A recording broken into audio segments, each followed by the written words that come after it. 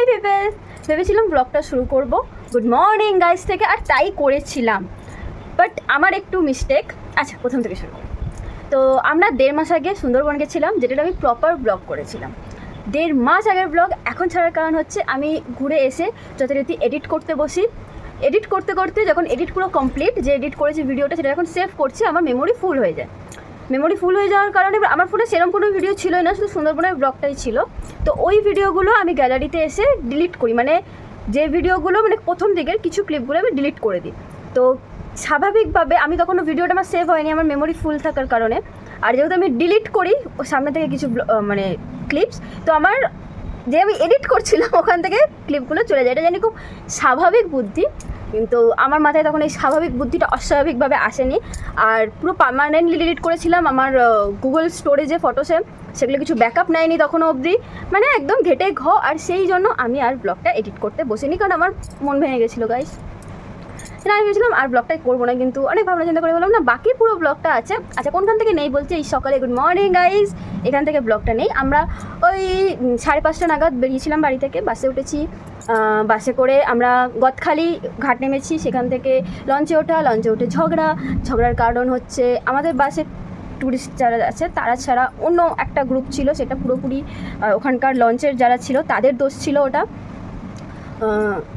ওই নিয়ে তখন একটা ঝামেলা হয়। তারপরে ওখানে লঞ্চ রাখা নিয়ে রীতিমতো বিভৎস ঝামেলা শুরু হয়, মানে ওখানে গেছি থেকে গদখালি থেকে ঝামেলা শুরু হয়। কারণ ঝামেলাগুলোর মেন কারণ হচ্ছে গিয়ে ওখানকার যে লঞ্চের যে ম্যানেজমেন্ট খুব খারাপ বিহেভিয়ার তাদের। এখানে যারা আমাদের নিয়ে গেছে সেই টুরিস্ট, তাদের কোনো দোষ নেই, মানে যে প্ল্যান করেছিল তাদের কোনো দোষ নেই। তো যেখান থেকে ব্লগটা আছে সেখান থেকে স্টার্ট করা যাক, লেটস বিগিন।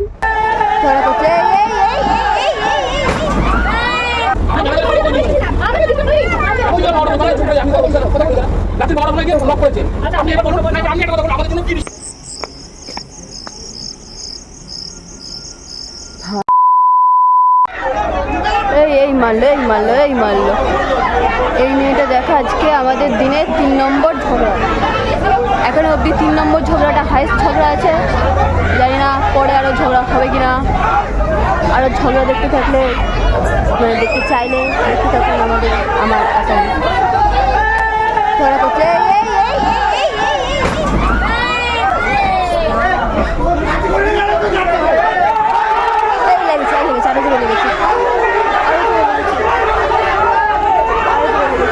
আরো জোরে লেগেছে, এসে আমাদের লঞ্চে ধাক্কা মেরে দিয়েছে এসে।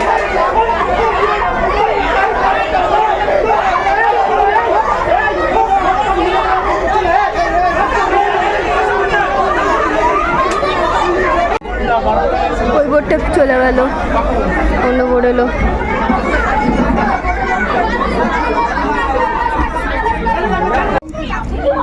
এই গরমের মধ্যেই ফার্স্ট এবার একটু ভালো লাগছে এতক্ষণ পর। চারদিকে নদী, গাছ, লঞ্চ, খুব সুন্দর একটা হাওয়া দিচ্ছে। টেনশানে রয়েছে, খুব বিশাল টেনশন। ইনি মজা করতে আসে না, ইনি আমারই মা, তো একবার শরীর খারাপ হবে, একবার এই হবে, একবার ওই হবে। এখন অব্দি একটা ছবি তুলেনি। তোমার কেমন লাগছে? কেমন লাগছে তোমাকে? ভালোই লাগছে। একটু গরমে মাথাটা খারাপ হয়ে যাচ্ছে সবারই, যা এবার একটু ভালো লাগছে, একটু হাওয়া দিচ্ছে, এবার ভালো লাগছে। সেকেন্ড স্টপেজ থেকে বোট বলছি, সেকেন্ড স্টপেজ থেকে বোট ছাড়লো। এবার যাবো অন্য কথা। আমার ফোনে 25% চার্জ আছে, কোথাও চার্জ দেওয়ার জায়গা নেই। জানি না আজকের ব্লগটা কতটা কন্টিনিউ করতে হবে।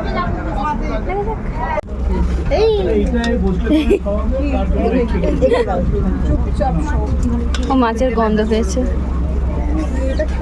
ঝড়। হ্যাঁ,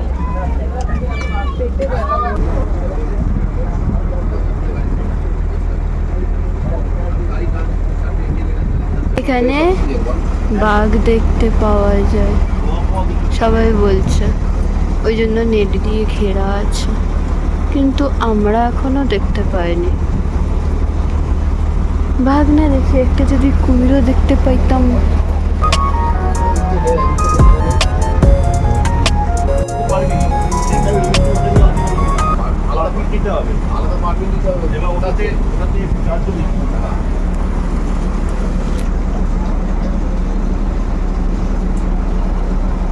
হাই, আমরা আমাদের এই হোটেল রিসর্ট বলা যেতে পারে, মানে দেখতে ওয়েট আমি দেখাই আগে ঠিক করে। এই যে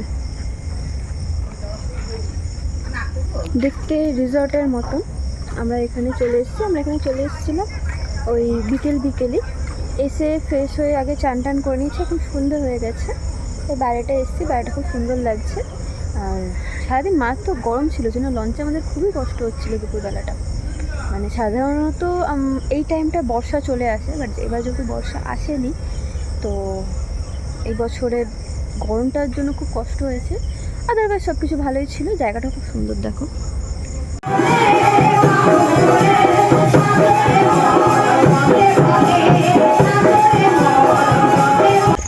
এখানে এখন ওই নাচ টাচ হচ্ছে, আর সবাই নাচ দেখছে, সবাইকে নিয়ে নাচ করছে, খুব ভালো হচ্ছে। গানে উঠে এলাম, আমি একটু দোকানে যাব কোল্ড ড্রিঙ্কস নিতে।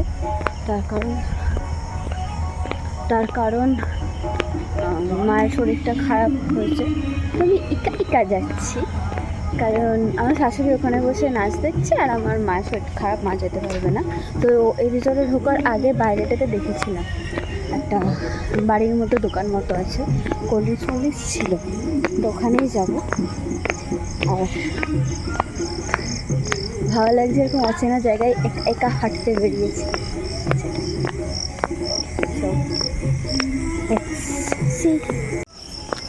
গেটের কাছে চলে এসেছি, এখন আমি একা, কেউ নেই। রাস্তাটায় পুরো লাইটই আছে, বাট আমার মনে হচ্ছে বাইরেটা অন্ধকার হবে।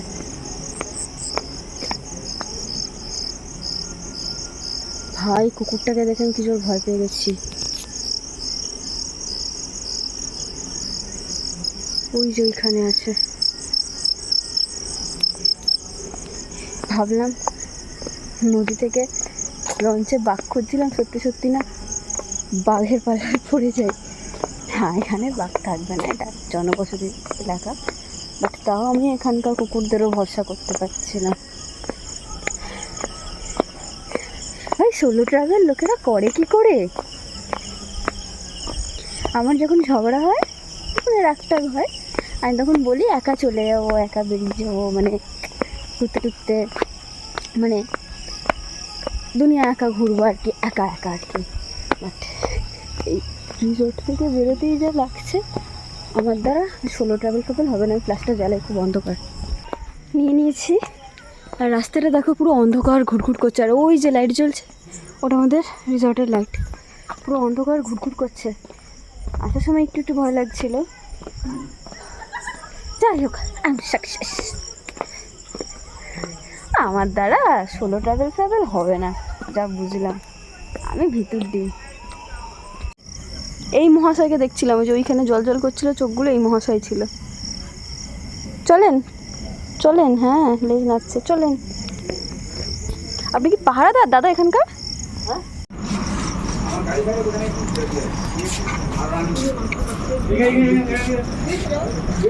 একটু, আর আমরা বেরিয়ে পড়েছি আবার লঞ্চের দিকে।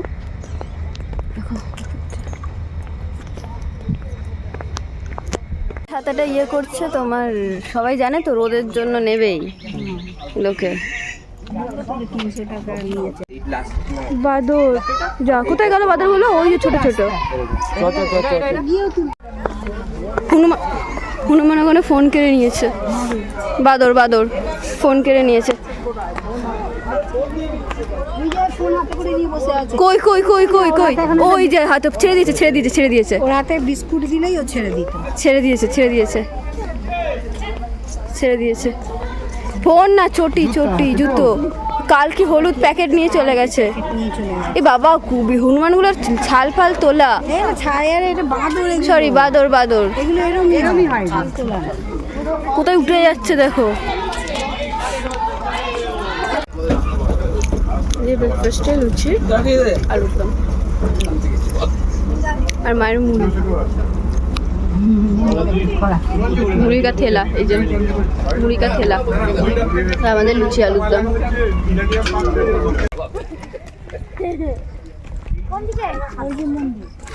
ওই যে মন্দির, ওই রাস্তাটা দিয়েছে। আর কিছু ভালো লাগুক না লাগুক, এখানে ওয়েদার খুব ভালো লাগছে। এখন ওয়েদারটা ভালো হচ্ছে, নাহলে প্রচণ্ড গরম ছিল। ওখানে গিয়ে ছবি তুলবো ওই সরু রাস্তাটা। হ্যাঁ, তো পরিষ্কার করতে গেলে বনদেবী বজরংবলী মন্দির, মহাদেব।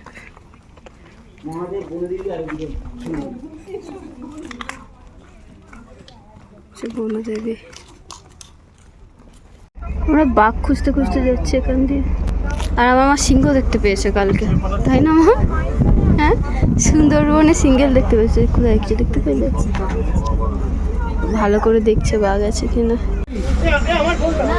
বৃষ্টি শুরু হয়েছে, হালকা হালকা বৃষ্টি পড়ছে, ছাট আসছে।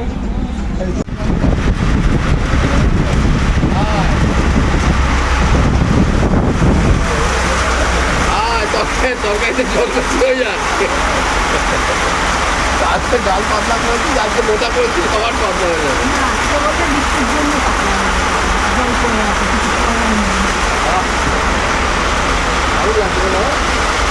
লোকনাথ বাবার মন্দির।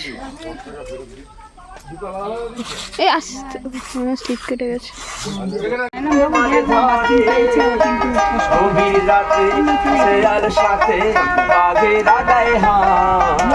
বলে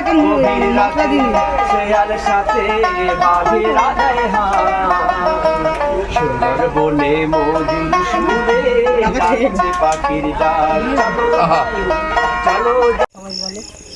আমরা এখন এই জঙ্গল দিয়ে টোটো স্ট্যান্ড খুঁজতে বেরিয়েছি। সবাই ঘুরে টুরে বাড়ি মানে হোটেলে ফেরত চলে গেছে হাট থেকে। আর আমরা এখন বেরিয়েছি 8টার সময়, 3 জনে মিলে টোটো স্ট্যান্ডে গিয়ে হাটে যাব বলে। যাদেরকে জিজ্ঞেস করছি সবাই বলেছে এই সামনে টোটো। রাস্তাটা দেখুন, অন্ধকার, জঙ্গল, कैसन लगा।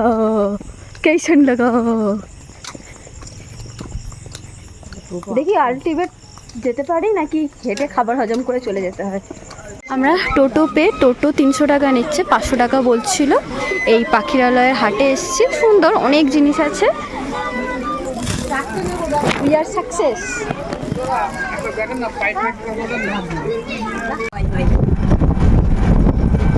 কিছু দেখা যাচ্ছে না এখানে, অন্ধকারে। আমার ফ্ল্যাশে কিছুই দেখা যাচ্ছে না, পুরো হচ্ছে অন্ধকার, গুড়গুড়, ফাঁকা মাঠ। আর পুরো বাসে জঙ্গল আর ফাঁকা মাঠ।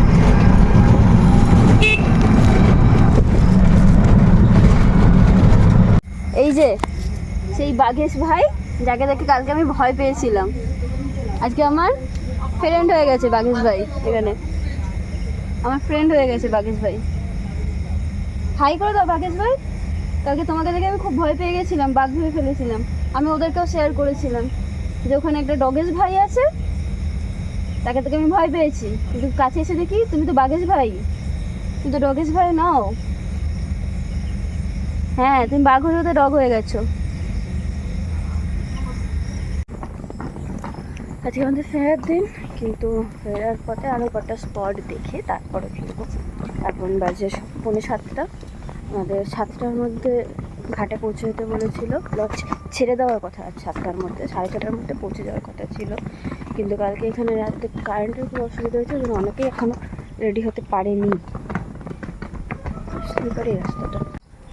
ওই যে দিনের বেলা আমাদের রিসর্টটা, আমরা এগিয়ে চলে এসেছি অনেকটা আমাদের রুমগুলো ছাড়িয়ে।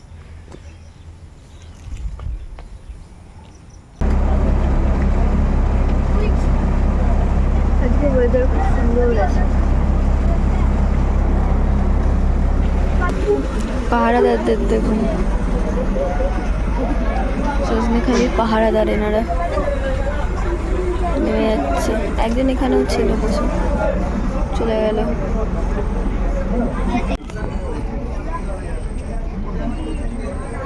একটা ছোট্ট বাচ্চা নিয়ে বসে আছে।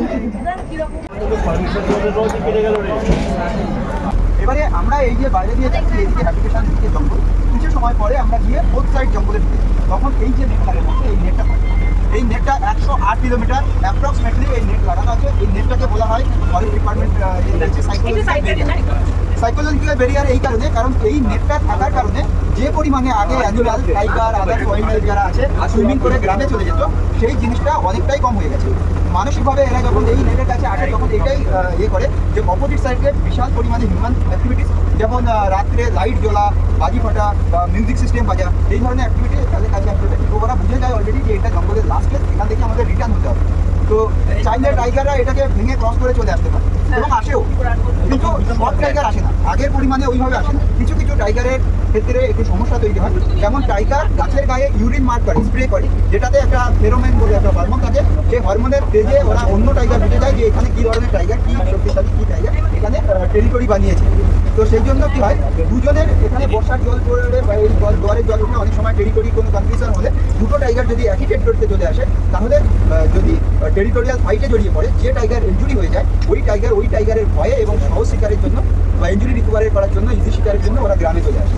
অথবা কোনো ওল্ড এজের টাইগারকে ইয়াং টাইগার টেরিটরি বানাতে দিচ্ছে না, সেক্ষেত্রেও আসতে পারে।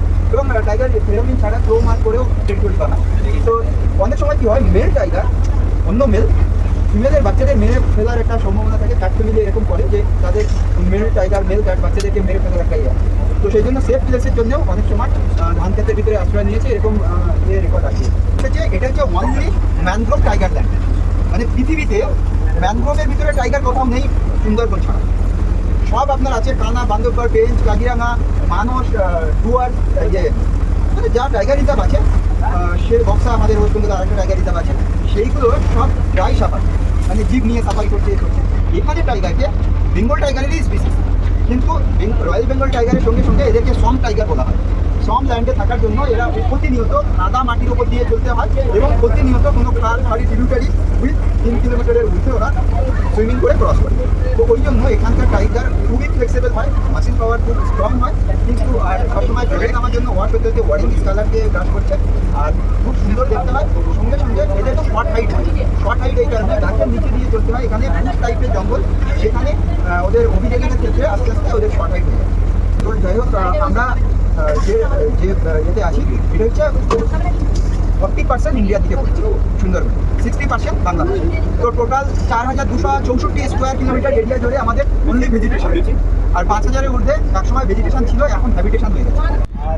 আমরা জঙ্গল সাফারির জন্যই জঙ্গলের ভেতরে ঢুকছি। এতদিন বাইরে দিয়ে ঘুরছিলাম, আজকে এই জঙ্গলের ভেতরে ঢুকছি। দুদিকে জঙ্গল, মাঝখান দিয়ে নদী। বনদেবী হিন্দু মুসলিম নির্বিশেষে এই মায়ের পুজো হয়, সবাই করেন। চলো ভেতরে আরো দেখি, সুন্দরী গাছ। আর এর এখানে কাঁটা আছে, শ্বাসমূল সব বেরিয়ে আছে। কত কাঁকড়া দেখো, লাল কাঁকড়া। গেওয়া গাছের ছালের নিচে বা ফুল ফল পাতা ছিঁড়লে একটা দুধের মতো লিকুইড থাকে এই গেওয়া গাছে, আর এই লিকুইড যদি চোখে পড়ে চোখ ব্লাইন্ড হয়ে যাবে। তো সেই জন্য এটাকে ব্লাইন্ড ইওর আই প্লান্ট বলা হয় গেওয়া গাছ। তো ভুল করেও দেখুন যে টুপি টাইপের আছে ফলের গাছ, ওখান থেকে দেখুন হলুদ টাইপের জার্মিনেট হয়ে যাচ্ছে একা একা। এবার ওখান থেকে খুলে যদি ভাটার সময় পড়ে, তাহলে নিচেটা ফলের দেখুন কাঁটা টাইপের, ওখানে গেঁথে যাবে। আর যদি জলে পড়ে ভাসতে ভাসতে ও যেখানে মোড়া কোটালে। ব্যাপারটা আপনারা আগে জেনে থাকবেন, খলসি গাছের মধু সবচেয়ে সুগন্ধি আর টেস্টি হয়, খলসি ফুলের মধু। এইটা মার্চ মাসেই ফোটে আর কি। তো সব গাছ টাইপের হয়, ঝামটি গোরান, যেটা আমি সেরিয়াস ড্যাকেন্ড্রা, আর ওখানে ছিল সেরিয়াস টেগাল, দুটো ডিফারেন্ট টাইপের গোরান গাছ। গোল পাতা, এর ফলটা যেটা আছে এটা গোল ফল বলতো আগে সবাই।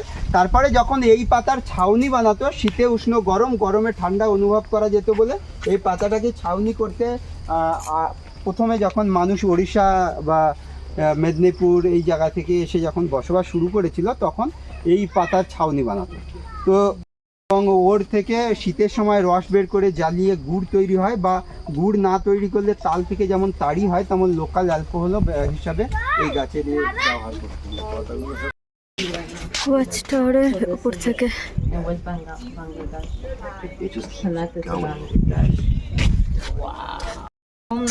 এটা মিষ্টি জলের পুকুর, সেখানে বাঘে জল খেতে আসে, কিন্তু বর্ষাকালে আসার চান্স নেই, শীতকালে তাও চান্স থাকে।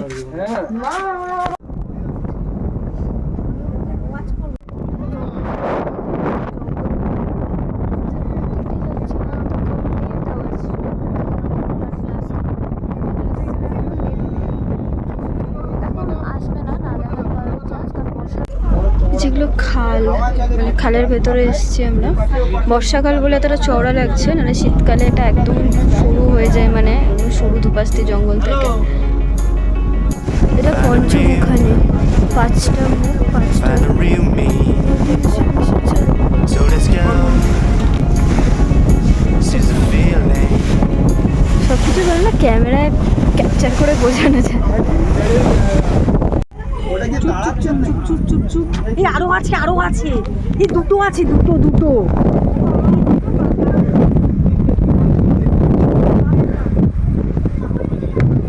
ওই তো ওরাও দেখেছে ওরাও হরিণ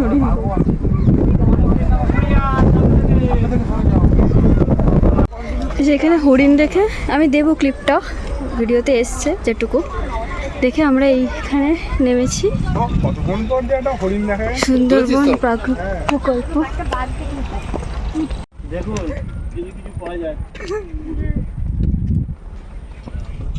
টাওয়ারের উপর থেকে পুরো জঙ্গলটা মানে অনেকটাই দেখা যাচ্ছে।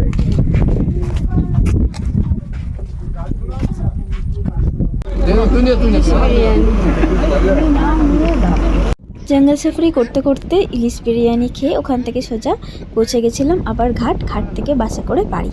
আর কোনো ক্লিপ নিইনি, কারণ মায়ের শরীরটা খুব খারাপ করেছিল আর আমরাও খুব টায়ার্ড হয়ে পড়েছিলাম। প্রথম দিকে ভুলের জন্য সরি, আর ভিডিওটা ভালো লাগলে লাইক শেয়ার সাবস্ক্রাইব করে দিও। Thanks for watching.